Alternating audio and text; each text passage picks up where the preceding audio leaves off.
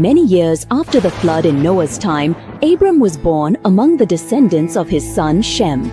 Abram lived in a great city called Ur. He lived a comfortable life, was wealthy, and was respected among the people because he followed God's ways. But one day, God said to him, "Leave your country, your people, and your father's household, and go to the land I will show you. I will make you into a great nation, and I will bless you." Even though Abram did not know where he was going, he still obeyed. With his wife Sarai and his nephew Lot, he left everything behind and began a long journey toward an unknown land, which would later become Canaan and today's Israel. During this journey, he faced famine, dangers, and disappointment. But wherever he stopped, he built altars and worshipped God. Many years passed. Abram and Sarai grew old, but they had no children. God repeatedly promised Abram that he would give him many descendants.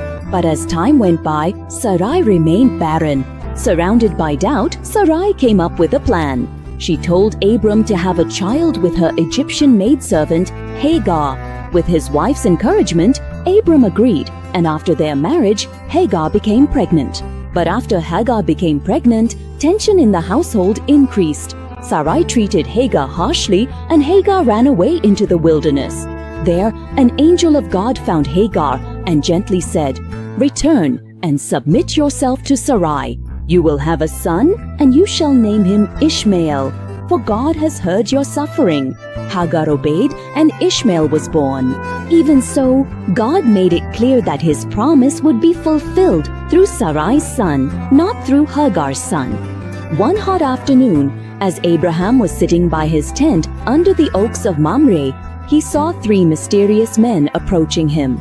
He ran to welcome them and greeted his God and his 2 angels.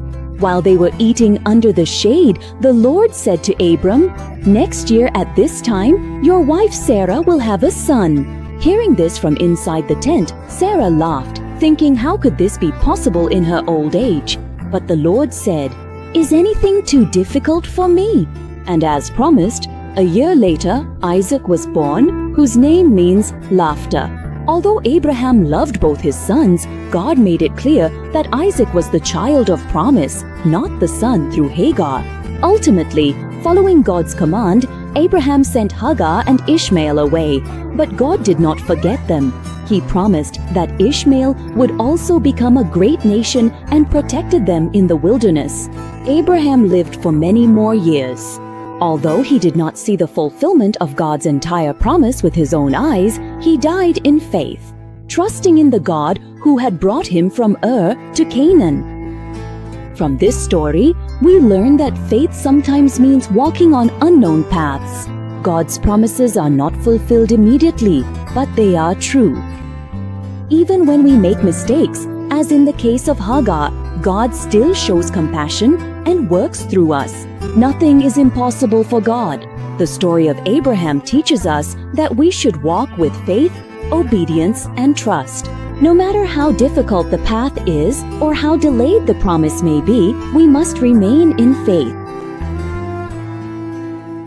Hello, my dear brothers and sisters. Make sure to subscribe to this channel so you can watch many more unique and inspiring stories taken directly from the Holy Bible.